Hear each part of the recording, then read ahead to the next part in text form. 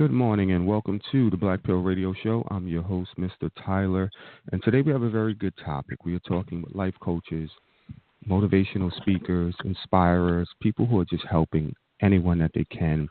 They all have their own businesses. They're all wonderful people. I'm going to have them introduce themselves first, and then after that, we'll go right into what we want to talk about for today. So, Oriana, give a brief introduction to the audience of who you are. Okay. Hello, everyone. I'm Oriana Brunfield, and I'm the founder of I Am Media Incorporated.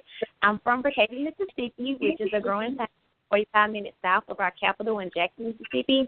And I've decided to combine my love for writing, speaking, hosting, and video into my business to tell positive, uplifting, and informative stories that has started in my community with the goal of expanding throughout Mississippi and other states. I'm so excited to be speaking with all of my entrepreneurs and motivational speakers today.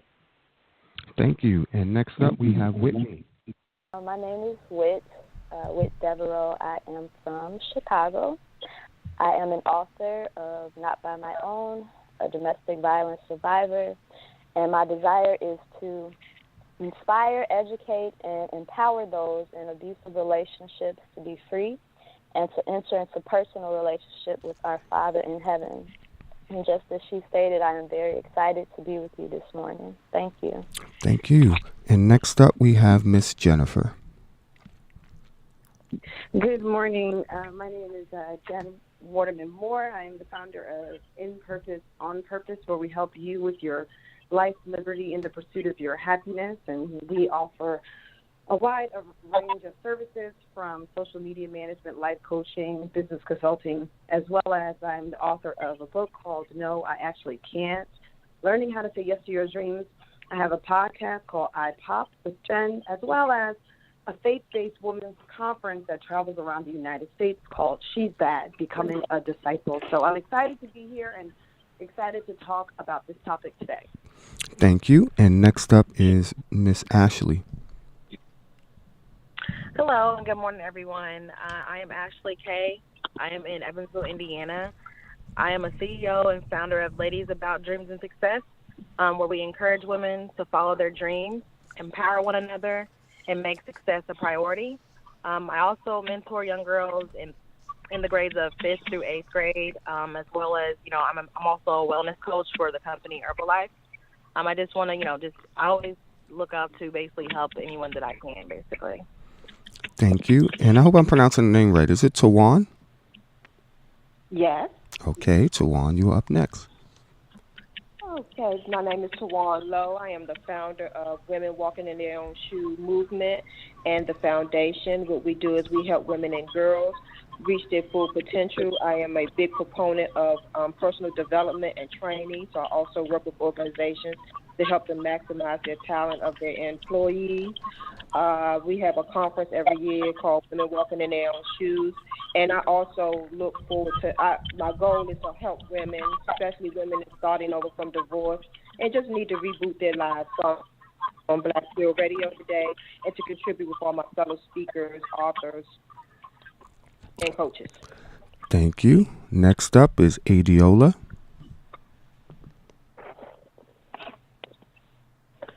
Hi, my name is Adiola Ariyo Nikoshilu. I'm the founder of the Gems. Can you hear me? I can hear you. Okay, great. Sorry about that. My name is Adiola Nikoshilu, and I'm the founder of the Gems Incorporation. We're actually a nonprofit organization headquartered in the Washington, D.C. metropolitan area, and we're a mentoring and leadership program for middle and high school girls between the ages of 11 and 18. We recently started a new initiative for women between the ages of 35 and 50. We call them the Generation X group, and the goal for that is to just help women between this age group to reignite their passion and the dreams that they once had. So we do that by providing resources, training, and we also host different networking events to just empower them and hold conferences, and that's pretty much what we do right now. And I'm excited to be on the show this morning and looking forward to having a great and impactful morning. Thank you very much. And last but not least is Mr. Vanez. Yes, hi, good morning, everyone. My name is Vanessa St. Louis. I am a life coach, motivational speaker, game changer. I'm inspiring men and women break out of their limiting beliefs and realize the purpose of life, which is joy. I'm working in the New York City metropolitan area. Been helping people for the past 8 years through one-on-one coaching, online coaching, conferences, and so forth. I am delighted and very excited to be on the show with you guys today. Thank you very much, and thank you guys for joining the broadcast. I have a opening question for you guys. When people talk about life coaching and motivational speakers and whatnot, what does that mean to you? How do you relate that to the audience or your client? I'm going to open up that question with Oriana.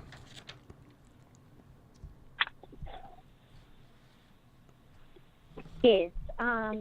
When I think of life coach and motivational speaking, I think about automatically being uplifted through a certain person who has discovered their purpose, and their purpose is to motivate others and uplift them. So I've attended a few conferences where I've heard a variety of different type of life coaches and motivational speakers, and everyone has their own style, but they all have this certain thing that they use to really captivate their audience and really get you in tune to what they're saying. And if you really listen, it's something that you can grasp and learn from every one of them. I'm an inspiring speaker.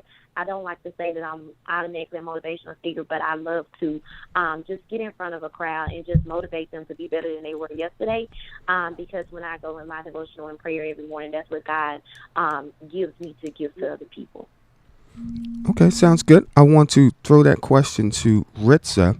We didn't get to introduce Ritza. She's on the line now. So we're going to let her introduce herself. And then, Ritza, I want you to ask the question. Being a motivational speaker, a life coach, somebody who's inspiring others, what does that mean to you? How does that relate to your clients? And also give us an introduction of who you are. Thank you. Okay, good morning, everybody. I hope you all can hear me well. My name is Ritza Chaperone. I am residing outside of Atlanta, Georgia right now. I am also the creator of Rich, Realizing I Create Happiness. And in my business, what I do is I help women grow from the inside out. I show them ways of faith and logic on how to excel in their mindsets first and then in their businesses and their personal lives without the fears or worries about what is to come next. So I'm happy to be on the call today, and I'm happy to gain all the knowledge that I can and us sharing with one another. And to answer your question, Tyler, I do believe that, like I said, I work on mindset. That's pretty much my core goal, and that's what a lot of clients and people that come to me deal with. And I realize, especially within our African-American community, a lot of we didn't really grow up learning much about mindset or any type of personal development. So that caused, I believe, and a lot of times growing up as teenagers and then coming into our adulthoods, that's a lot of times why we don't start the businesses that we know we're supposed to start or want to start or do the things that we know we ought to do, because we don't really have that full belief within ourselves that those things can get done. And in the Bible, it tells us that, a man should be transformed by the renewing of his mind. So I truly believe that once we get that in line and you get that in check and you definitely do get that in order, I do believe that all the other pieces of the puzzle will definitely fall into place. But it all starts in your thoughts, which then goes into your words, which then goes into you manifesting what you see in your life altogether. So, Jennifer, piggybacking off of what Ritza just said, when you relate to your clients, and I don't know how long you've been coaching people, you can give us a briefing on that. But when you relate to your clients, just piggybacking off of Ritza said, how do you add to that in terms of what value do you bring to the table? She said, it's about changing a mindset, renewing the mind. Is that an approach that you take with your clients, and where do you go from there? Well, I've been doing life coaching and motivational speaking for upwards of 9 years now. And what I find is when you're talking about adding value, it is very important for us to first get clients to first realize why they need our services. I think a lot of the times people question motivational speakers and life coaches, and they feel like some of us are not inadequate or able to really help people. And what I tell people to do is it's a mind shift. And what value I bring is helping my clients understand that I am, going to create an outline and a plan that I'm going to hold you accountable to, right? And I think that's where motivational speakers and life coaches are very, very important, because we help clients get to the next step. A lot of the people in which I service, whom are regular individuals to professionals to pastors and leaders and everyone in between, what I find is that they're doing a lot for everybody else, but they're not doing enough for themselves. And then I come into the picture and I say, wait a minute, you've extended yourself for everybody else. Now it's time to extend yourself for yourself. And that's why my services are so needed. And I hold them accountable to making the change. And that's why life coaching is so important, because we hold our clients accountable to their own individual success and help push them forward. Great advice. And Tawan, I want to piggyback off of that.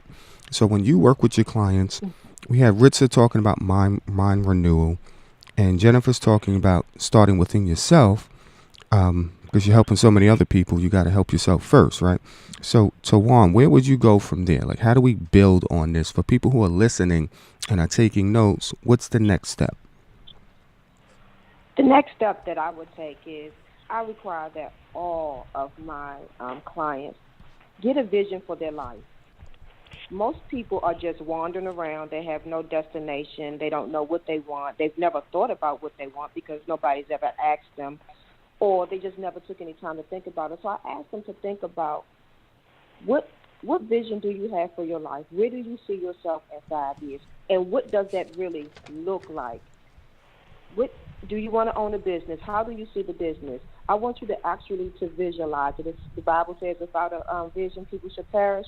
Well, that's really true. We need to have a vision for our lives and see what does it look like. What do we want for ourselves?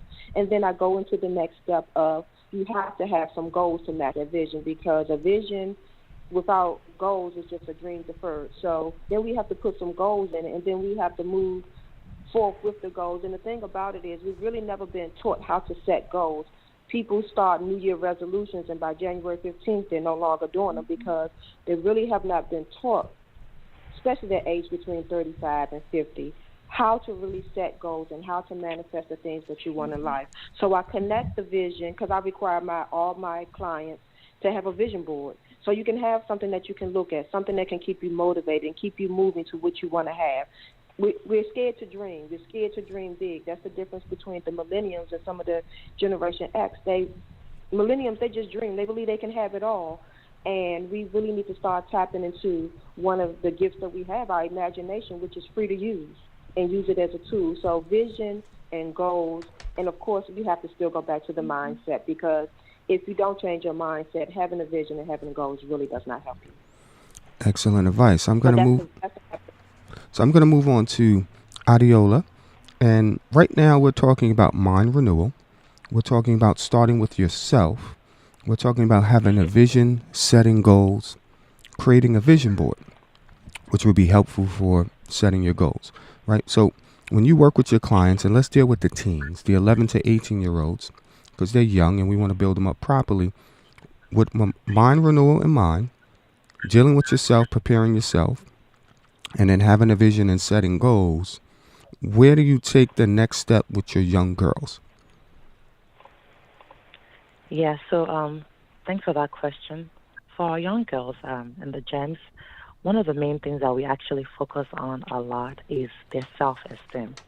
Because obviously, if you're not confident in yourself, or you don't have a healthy self-esteem, no matter how much we, tell you to dream big or set, goals for yourself on how maybe how you want to go to a certain college or keeping your grades up, we work first on the self-esteem. Just letting them realize that, you know what, you're actually enough the way you are. So we do a lot of affirmations over and over again. And initially, sometimes they might think, okay, that's kind of cheesy. But after a while, you start to believe what you say about yourself. So we tell them to make their own personal affirmation. We do have one that we go over every time we meet. And we have them set, I'm beautiful, I'm powerful, I can accomplish whatever it is I set my mind on. I make an impact in my community. So we go over that over and over again. Once we work on that, then obviously everything else comes afterwards. For example, we do have them do vision boards, goal posters every January, the beginning of the year, and we have them put that on their wall. So as they're working on their self-esteem, we're also making sure that they're actually, working with their goals. Sounds good. So I want to move the question to Ashley. It's going to be the same question, right? So right now we have a list of mind renewal, start with self, also self-esteem, creating a vision board, and setting goals, right? And Adiola is dealing with teens, 11 to 18, she said. You also work with teens. So what also can you add to this list in terms of dealing with the teens? How do we prepare for life? How do we get ready? How do we get ourselves out of a negative situation? Well, with the program that I have for the young girls, we always encourage them with the different developing different life skills to expose who they were, and also learn who they are right now in the present, and then decide who they really want to become. So some of the things we do self-love or self-esteem, trying to get them to understand you have to start with yourself. You have to know who you are and love yourself. We also try to encourage them to have the confidence and actually follow in their dreams. And like what I heard earlier, a lot of us don't know, or a lot of them don't understand, they feel like their dream is just a dream, and not realizing that, could be possibly your passion that you need to go after. We also, try to get them to understand, you have to have positive attitude, and you have to learn how to communicate. Some people don't understand how powerful the tongue can be, and starting at that age is where we need to really enforce that. They can start speaking life into what they want to become and, what they want in their life. So I think a lot of it is really self, and then also the positive mindset as well, and then just having more confidence in themselves. Okay, so we're adding on to our list. So to our listeners out there, we're creating a list. You're working with us. You're building with us. We're talking about mind renewal. We're talking about starting with oneself, self-esteem, especially in our teens, having a vision, setting goals, creating a vision board, also gaining experiences. Certain situations, you want life experiences, especially for our teens. We could be looking at after-school programs that provide career paths. And then you want to think positively. You definitely want to have positive thoughts. You don't want to put negative thoughts into the environment, into the universe, because they can manifest. So let me bring this next question to Whit. Whit, I know you're a domestic violence survivor. You also are a mother, and you're a teen mom. So listening to some of the advice we have now, did you have any of this advice in your life? Were you thinking like this when you were a teen? And where are you at now in your life? And what advice can you give those who may have been in your situation to come out of your situation? Okay, thank you. That's a good question. I was a teen mom at the age of 18. And what I have realized now, in retrospect, there was a root cause issue that was not dealt with. A lot of times people that end up in unhealthy relationships or suffering from low self-esteem, there was a reason. There's something that happened. And for me, it was having to deal with incest at a young age and being exposed to things early on. So what I like to do with people that I work with now is just get back to that root cause, figure out what it was that happened, figure out what void were you trying to fill by getting into the unhealthy relationships, engaging in having sexual relationships early. We try to get to that root cause issue and have people turn back to God. At that time, it's like I had a relationship with God, but it wasn't strong. I wasn't really focused on that. I was focused more on being there for the individual that I was with and trying to be his quote-unquote ride or die, just trying to be supportive and basically prove myself that I was worthy of his love. So dealing with self-worth is definitely important. Getting to that root cause, figuring out what happened, building the person up from the inside out, and definitely turning them back to the foundation, which is God. And if they don't have that as a foundation, then helping them to see how he can help them heal, recover, and move forward. That would be what I would suggest. All right, sounds good. And last but not least, Mr. Vanez, my question to you is, being that you're a relationship coach and you're helping people in their relationships, we just listed a lot of things that people need to do to get themselves in a healthy mindset and a positive position, so when they do take on a mate, the relationship can flourish. So we talked about mind renewal, self-esteem, visions, goals, getting life experiences. So I guess in dating, you'll have some experiences, positive thoughts, positive affirmations, finding the root cause of anything that's unhealthy in your situation, your current state of mind, whatever it may be, and then trying to grow past that, right? So once we accomplish all these things, how do we apply that to a healthy relationship or trying to choose a mate for a possible healthy relationship? Right. Well, that's a great question. I feel that one thing that stops people a lot of times, and this goes even beyond relationships, is the emotions. Emotions, like I like to say, are like energy in motion, right? So it doesn't matter how great your intentions are, and it doesn't matter how many goals you set. At least for some people, they get to a point where it's like they hit a wall, and once they hit that wall, it's as if they don't know how to proceed, how to move forward. So what I try to do is to get people, along with visualization, but really to get them to feel how it would feel to have that great relationship, how it would feel to go past that conflict, the conflicts that they're dealing with, and essentially get them to decide and really have a passion, because passion is really what pushes us to create change, lasting change. So really I get them to work on developing that passion. What it is that once they get to a situation where they get bored or they get tired or they feel like, that relationship is too much, I can't take it anymore.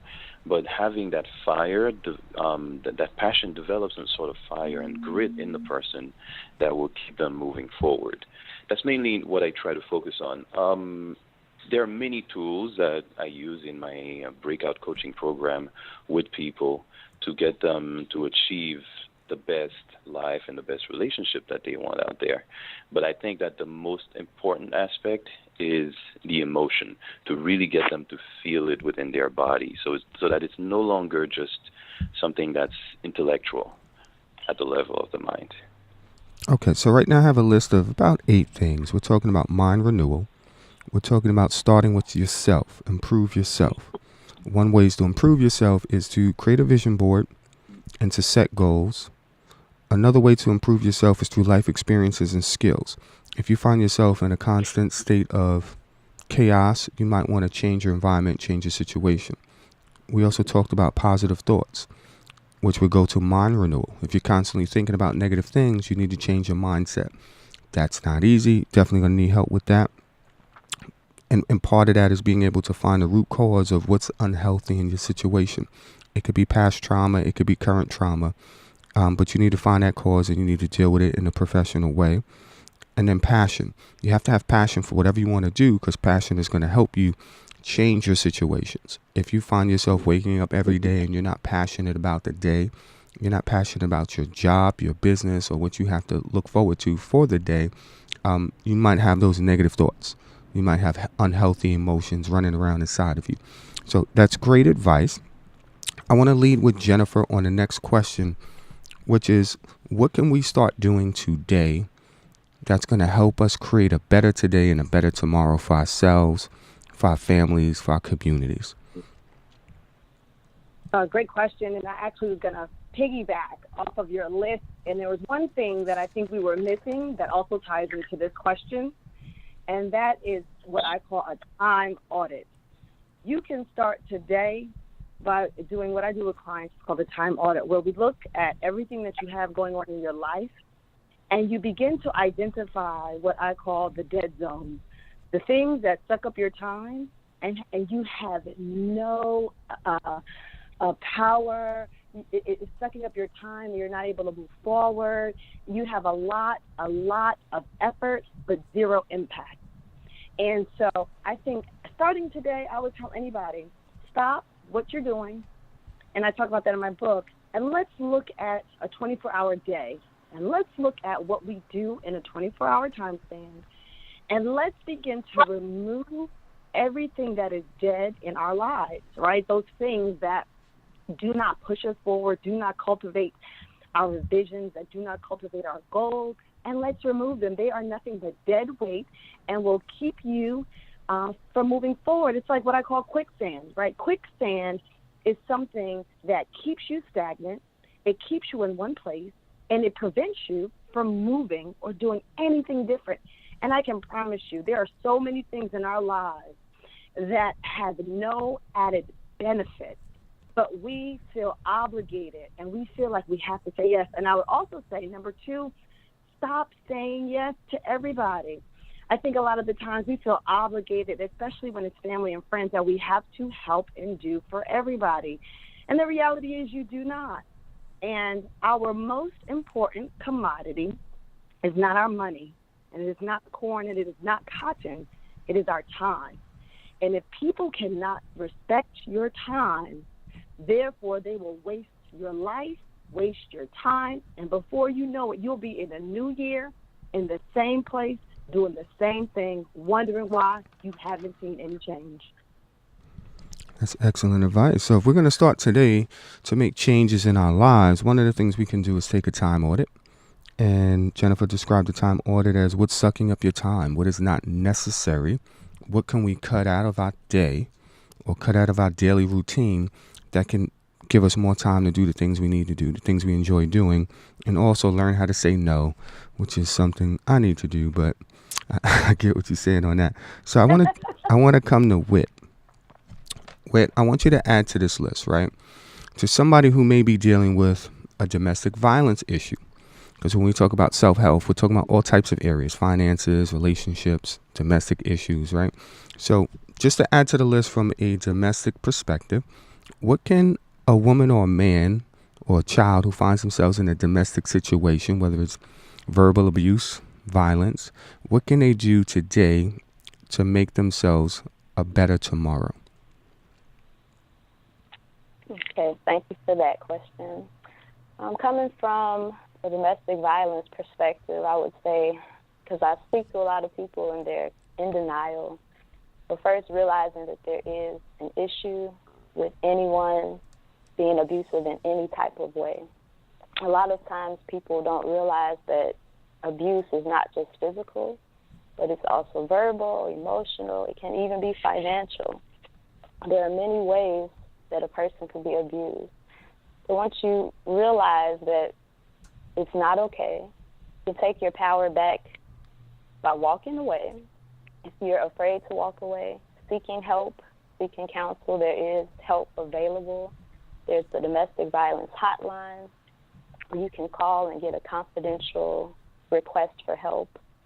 Just knowing that you deserve better. No one who says that they love you, whether it be family or a personal, intimate relationship, would intentionally set out to hurt you or to destroy you. So I think getting back to the fact of it being a root cause issue, just starting to work back and figure out what happened where I allowed myself to be in this situation. Taking that power back by making a declaration that you're coming out, and seeking counsel by taking action to get either with a life coach, a spiritual advisor. For myself, I went to a counselor, and through my church, they had a domestic violence support group. So those women walked me through my healing process from being into a relationship to the point of being healed and now being able to speak out and help someone else. So one thing I would say, if you're in an abusive relationship today and you're not sure what to do, is to, of course, pray. Ask God to deliver you. Seek out help. I could give the telephone number before the end of the call. But always just realizing that you deserve more and take action to get out in a safe way. And moving forward with your life. You don't have to end in that relationship. You are not what they say you are. A lot of times they'll try to control you by mind manipulation. I want to take those things back. God says that you are fearfully and wonderfully made, so we need to get back to that. And that's why I always tie in spirituality with anyone that I talk to about getting out of a domestic violence relationship, because he is the way out. Great advice. And I want to move on to Oriana. Oriana, I want to add to that because she mentioned church. Now, a lot of people are into church. Some people are into church. Everybody has their own beliefs, right? So I know you are a church woman. So I want you to apply a biblical solution to what can we do today for a better tomorrow, regardless of whatever we're going through, relationship, financial, domestic, whatever it may be that's kind of negative, a negative mindset. What can we do today from a biblical perspective to have a better tomorrow? Wow, thank you for that question. It's amazing how you implied church into that, because one of the things that I did about a year ago, I graduated from Jackson State, and I had a lot of great things going. I was valedictorian of my media department, and all these great people were saying that I had such a bright future ahead of me. And I can't remember who said this, but they said that they knew God, but they didn't really know God. And I can say that for me as well with what I went through about a year ago. And at school, I would say, God is good. He's did this. He's blessed me to get all these great things that I accomplished in school. But I didn't know him until after I graduated, and I had to go through a sense of, I call it like a season of solitude, where it was just me, and I didn't know what was next. When I couldn't plan my life no more, that's when I really was like, okay, or are you going to go into this depression state and, beat yourself up with all these negative thoughts and all these things that you all had to do? I was doing the opposite of. Or are you going to get on your knees and pray and get into your Bible? So from a biblical aspect, what I started to do was get into my Bible. I was already active in church, but I was one of those people who, you went to church, you listened to the preacher, you might even take a few notes, but I didn't really apply those notes to my week, or I didn't really visit my Bible again until church came back up. I started to actually imply going to Bible study. If I had a schedule where I was free to go to Bible study, I went to Bible study. And from there, I realized I got convicted, because I was like, I don't want to be one of those people who go to church, you read your Bible, and you only do it for one day. I started making a commitment to read my Bible every single day on my own without anybody watching me. And in the Bible, it says to talk to him with closed doors. You come to God alone. You don't boast about it. You don't brag about it, but you come to God alone. And I can promise you, and I'm pretty sure all of us, with the biblical background can attest to this. When you come to God alone for yourself and closed doors and really listen to what he has to tell you, and you submit to his will, your life starts to change. And that's exactly what happened to me. When I stopped trying to be that Ori that loves to plan her life, like I said, graduating with such high honors as a valedictorian and all those things that I had accomplished. I had founded my own organization. I had did so many things. I had to, calm down, and I had to say, you know what, God, I can't plan my life no more. This is all you. And I can honestly say it's a daily thing. It's a daily thing that I have to submit to. But I can honestly say when I submit to his will, my life is so much better. And only you can talk to people all day, but only the person can make that decision to submit to his will. And I can attest to it. It's going to feel like you were carrying all these weights and all these bags on your back. And the moment you honestly, not just say it, but you honestly believe that you're saying that you're submitting to his will, it's going to automatically feel like things are going to be released from your body that you didn't even know you was holding on to. And that's something that I love to share now. So, yes, just like I said, studying in your Bible, really being alone with God and submitting to his will change your life. And I will sum that up as commitment to faith. Which is good advice. So guys, listen, there's a lot of people who think life coaches, motivational speakers, they have it all. Some people think they haven't been through a lot. I can tell you from discussing things with the panel and their backstory, You know, we're dealing with divorce. We're dealing with domestic violence situations. We're dealing with incarceration. There's a lot of issues that our panel has dealt with that they agreed to share, that can shine some light to people as far as where they come from and where they are today. So I do want to take this next one to Ritza. Ritza, you and I discussed some things, you know, in your past that you shared with me. I'm not going to bring it up on the radio. You can if you like. Where can people start today? What can they start doing today to improve their tomorrow? And just relate your example or your advice to like 2 minutes. But in that 2 minutes, can you touch on something from your past that'll kind of explain it a little bit? And if you need a little bit more time, that's fine. No problem, absolutely. So the one thing that I would say to definitely help us to get, moving forward today is definitely to set an intention, definitely to make a decision that wherever that you're at in your life, you're not going to remain there anymore. Like you said, we did discuss some things personally, and I have no problem bringing them up. When I was a child, I was originally born in Haiti, and I was taken away from my mother at the age of 2 years old. I came to the United States with my father, and he had met a woman that pretty much wanted to be with him, and long story short, my dad didn't want to be with her. So usually how the enemy works is when he can't physically touch you directly, he goes to those closest to you. So I was a victim of being molested from about the age of 5 years old to about the age of about 7. And that just caused a spiral for me. I've seen a lot of girls. It kind of does one or two things, and sometimes it does both. It does one thing where it allows them to become really promiscuous and, really fast and things of that nature, or it can be on the other hand where it dealt for me was it actually closed me down, and it made me scared and fearful to be in relationships because I always had a fear that I was going to be raped.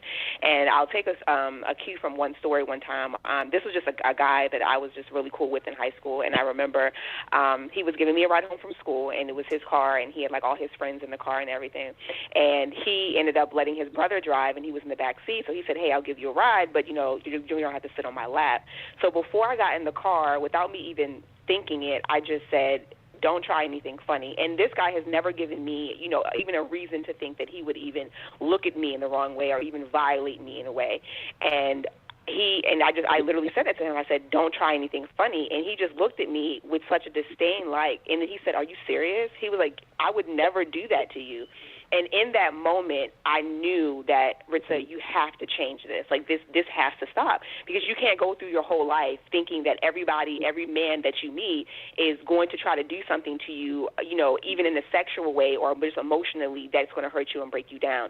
So the first thing that I would definitely say would definitely be make an intention, set a decision, make a decision to say, you know what, this isn't working for me anymore. And I think that sometimes that's a lot of kind of what we do. Like the young lady that was speaking about the time, we know a lot of things in our life, they're not beneficial to us, but we do them anyway. We know that they're not going to give us, anything to prosper or help us in any way, shape, or form, but we continue to do them anyway, whether it's because we're seeking validation from family or friends or from strangers or, just trying to be in with the in crowd or, keep up with the Joneses or whatever it may be.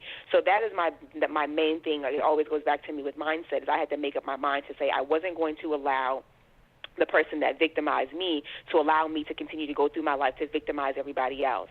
And once I did that, I began to really deal with that issue. The lady that was just speaking, that I definitely like drowned myself more into God and really finding, a worship group and just other people and other women that kind of dealt with the same things that I dealt with. And just to really realize that, it wasn't my fault, because I dealt with that for a long time too. I asked myself, well, maybe if I was a better kid, or maybe if I listened more, or, you go through all those emotions, especially as you get older. And I got to a point where I said, you know what, you can't do this anymore. And the day that I knew that I was free, and I lied to you guys, and I went back home to Maryland. I had a little sister that was graduating from high school, and I went back to go see her graduate. And after that, she was needing my help with some college courses or something, so we ended up going up to the school. I don't know if the lady was working there or if she was just there with her daughter or her child, and I lied to you not. It was like God did it. Like, he literally put me face to face with the woman that victimized me. And the moment I saw her, like, she spoke to me, and I wasn't angry anymore, and I wasn't mad anymore, because she just looked like she was going through hell. And it's so crazy how someone can hurt you, And you, when in the moment of your hurt and of they doing that and through the years, you know, you get so angry and so mad and you want God to deal with them and everything. And then when you see them a few years later or whenever you see them and you actually finally deal with it, it's so crazy how your heart can actually, in a way, feel bad for the person that hurt you and victimized you because now how you see what they're going through. So once I made that decision, I made that intention to make my mind up to say I'm not going to stay here anymore. I'm not going to allow myself to be a victim anymore. That is really when my life began to change. Thank you for sharing your story. And I want to move on to Tawan because, you know, when we talk about relationships, and Vanessa is a relationship coach, and he was mentioning, and we'll get into that too with Vanessa about relationships. Tawan had shared some things with me about her marriage. So if you can share something about your marriage and the situation with that and how that helped change you, and how we can relate it to our list in terms of what do we want to do today to create a better tomorrow for ourselves. Okay, I want to say that been married twice, divorced twice, and a lot of the dysfunctions that came in the marriage, and I always tell people I was the common denominator, so I can't blame it all on the ex-husbands, but dealing with abandonment issues from childhood, from my father having 12 kids, and I'm the only child that he didn't want to be bothered with, and I kind of self-sabotage my relationships. I would kind of ruin them before you could just leave me. My grandfather died. He was my best friend, and when he died, that felt like a level of abandonment to me. So those were the things that really caused me to be very guarded in my relationships and caused me to make decisions that didn't fully let my husband feel like I was 100% committed in it or that I trusted them with my life.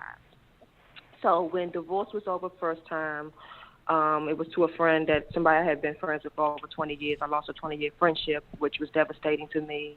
Second marriage was very devastating because of just emotionally, that's somebody I had truly given my heart to because I was intentional about I was going to make this different.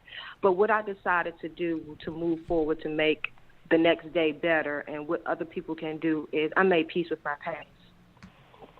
I had to go back and find out what was the root cause, what was causing all this pain, this hurt. Why was I believing everybody was going to abandon me and leave me? And I just took it all the way back to grandfather dying, my father not really being there, the cameo appearances that he made. And I made peace with that. That wasn't my fault. They did the best that they can. And then I had to go into forgiveness. I had to forgive my father for what he did not do, and then I had to forgive my husbands for what they did not do, and then I had to forgive myself. I definitely had to forgive me so that I could move forward, and I am looking for husband number 3, or I'm waiting for husband number 3 to find me, I should say, because I still believe in love, and I still believe in the sanctuary of marriage. But after, making peace with the past, looking at where my trauma was coming from and my issues, and forgiving myself and forgiving those who had hurt me along the way, I also had to do something to build myself up. And what I did is I took inventory of the things that I had accomplished, because a lot of times we can focus on what's not right and what we did not do and the decisions we did not make and how we should have done this. But I looked at all the things that I had done and I had achieved, and to say that, yes, you know what, yes, you've had this happen, but you can move forward, you can do this, and that's what brought forth really my business. Thank you for sharing your testimony.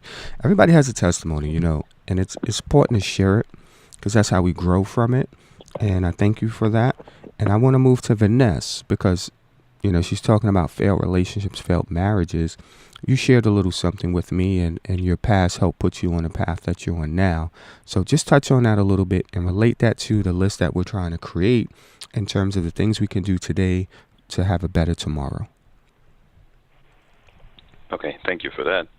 Well, I started initially as a life coach, right? And this came about because of my father, who was always teaching personal development. That was very a big, important part of his life. About 2 years ago, or not too long ago, I met this young woman, right? Fell in love with her, and things were great.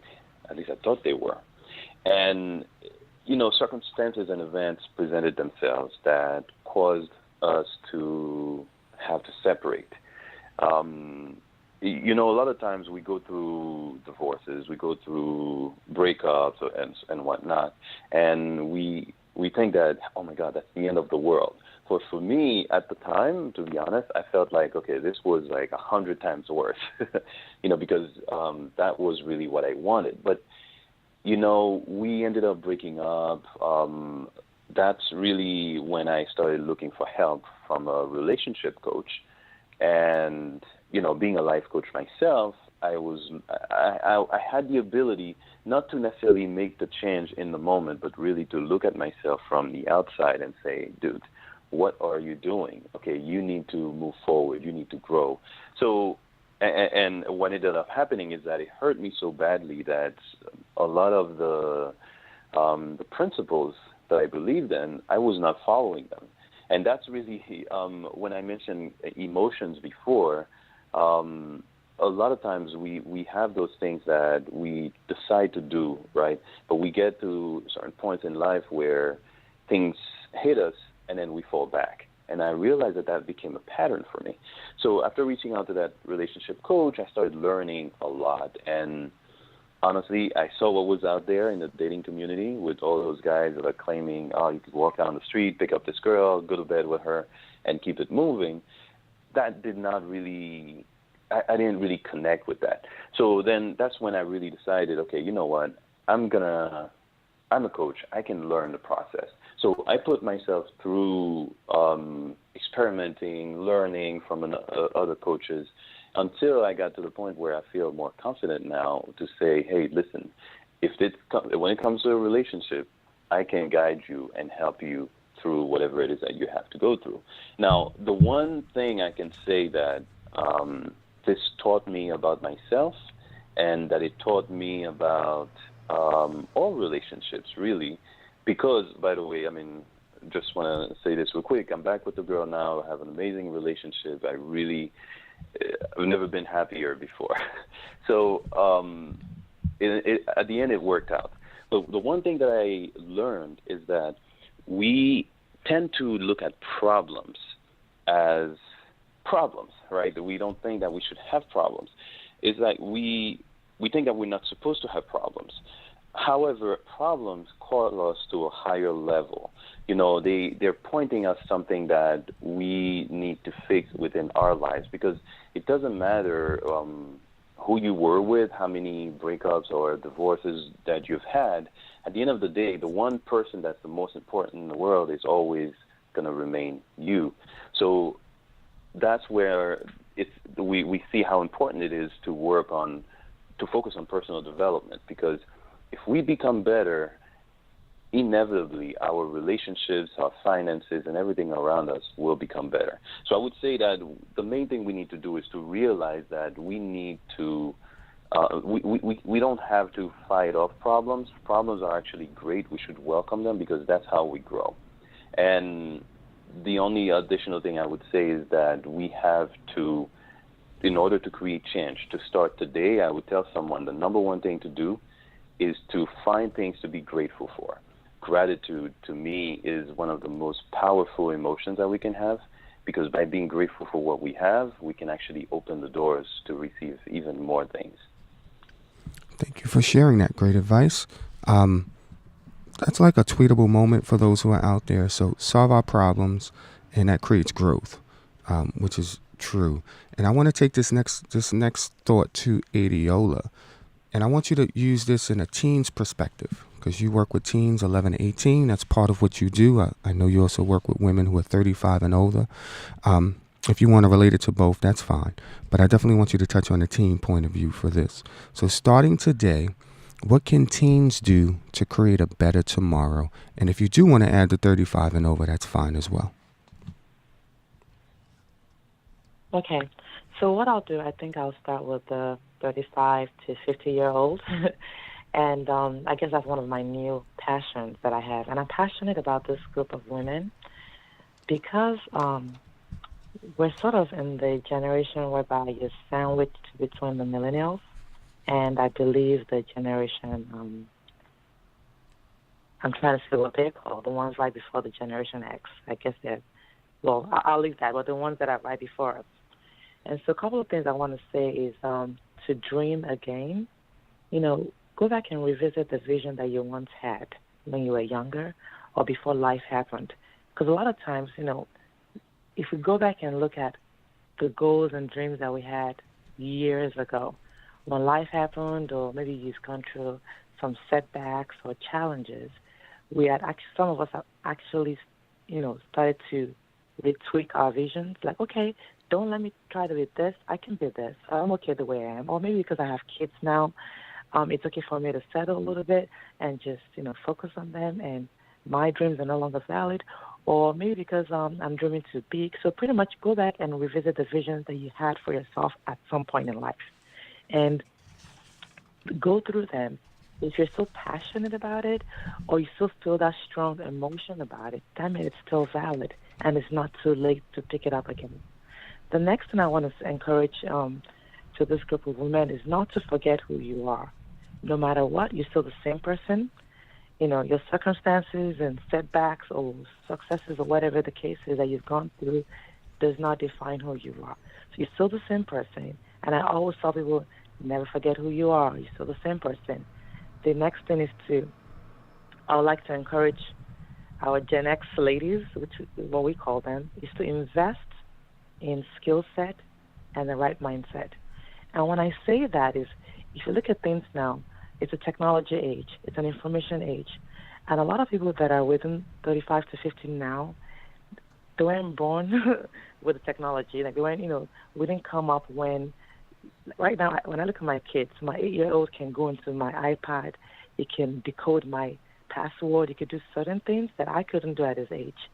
So if we look out there, let's say we have a business or something, for example, most people within this age group might struggle with branding, or maybe they're struggling with technology to some extent. You can actually go learn it, because whether we like it or not, that's the age we live in right now. Mindset. When I talk about mindset for our fellow Generation X women, what I mean by that is to not try to settle and renew your mind constantly, and also learn how to sell yourself. And when I say that, is I notice that if you look at the younger generation, for example, they know how to sell themselves. You don't have to tell them how to. They can give a 30-second pitch, and sell you on who they are, what business they do, and pretty much what they want from you. But most people, when I looking at the women that I deal with, I noticed that we grew up in a generation whereby you're told not to toot your horn, let somebody else talk about you. You don't want to brag. And unfortunately, I don't think it really, pays in this generation right now, because you have to learn how to sell yourself. So that's one thing I'll say. And the last thing is also, like I said earlier, your experiences, your challenges are all part of the process. Because when I look at myself, for example, when I came up with a new initiative to kind of help empower women between this age group, it came from my personal experience from feeling like, oh my gosh, have I lost myself? I felt like, okay, when I was in my 20s and my early 30s, I was moving fast. I was accomplishing goals faster. And I felt like right now, things slow down a little bit. And when I share this vision and this goal and talk to other women that are in their 40s or 50s now, they feel the same way. So just know that your challenges are part of the process. And guess what? Your pain can be part of your purpose. So whatever it is that you've gone through in the past, you can actually put that together, and that could be part of your passion.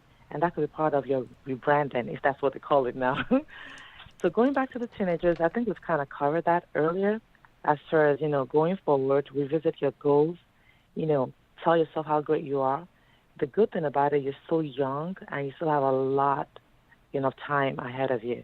But whatever decisions you make right now can determine your tomorrow. Thank you for that. And that's what I have to share. Thank you for sharing. And I want to go to Ashley, because Ashley, you work with teens as well. You're in that group where you're working with our youth. So I want you to kind of piggyback off of what Adiola said, and also share with us what can you take from today's discussion and implement into your discussion with the teens that you work with. So initially, this is what I usually go off of, because I've actually experienced, a lot of different hurt myself, like molestation, and I was a teen mom in a domestic violence relationship and still, becoming who I am today. So I always tell people and tell the girls, your struggle does not define you. Living in this smaller city in Indiana, a lot of women, they settle in what what the struggle has. They've been through with the struggle. Like with whether you're a mom, they feel like, okay, this is my job. I'm just a mom. They forget about the dream that they once had.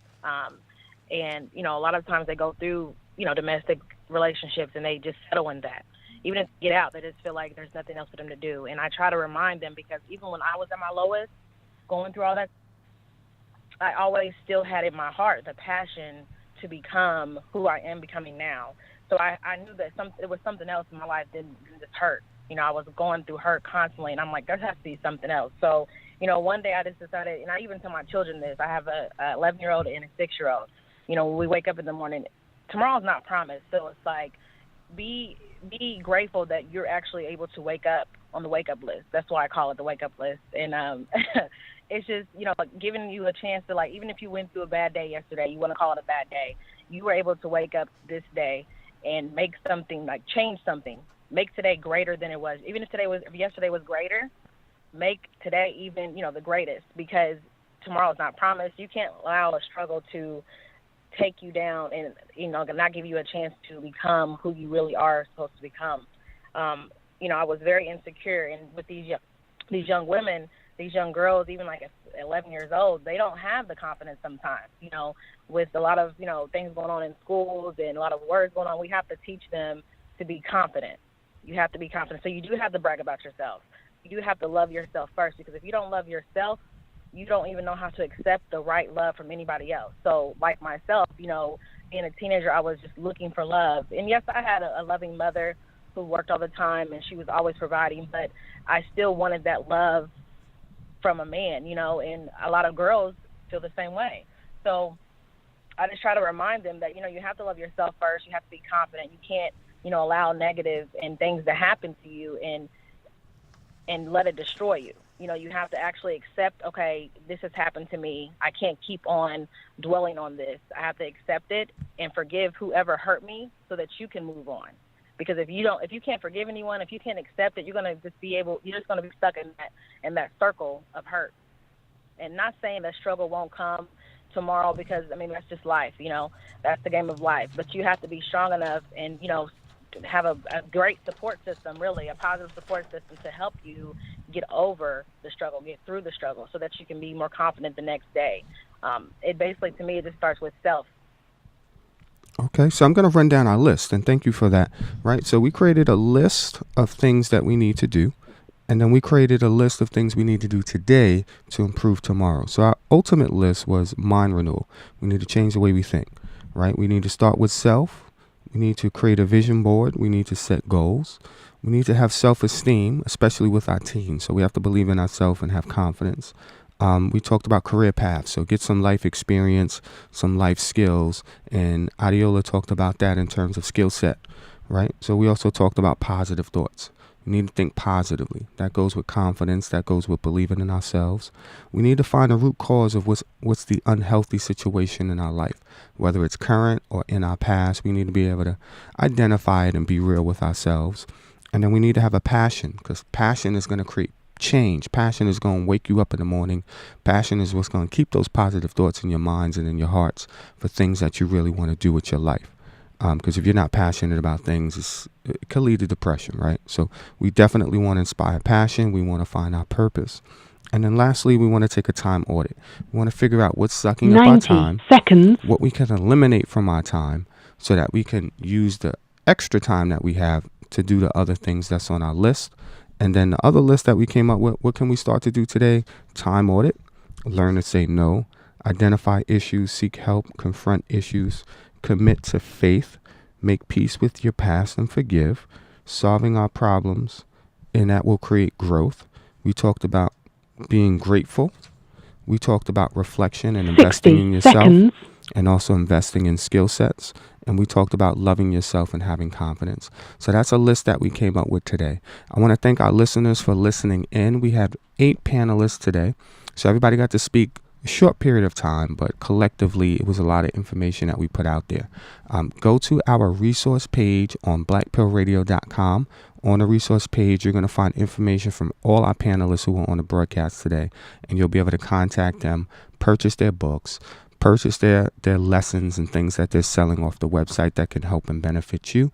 As always, share the broadcast, like the broadcast, comment on the broadcast, and sign up for all our social media platforms so you can keep in touch with us. Remember, we go live from every first Sunday and every third Sunday morning. And 10 that's from seconds. 10 a.m. to 11 a.m. Eastern Standard Time. Thank you guys for listening. Hope you have a wonderful day, and I wish you all the best. Thank you.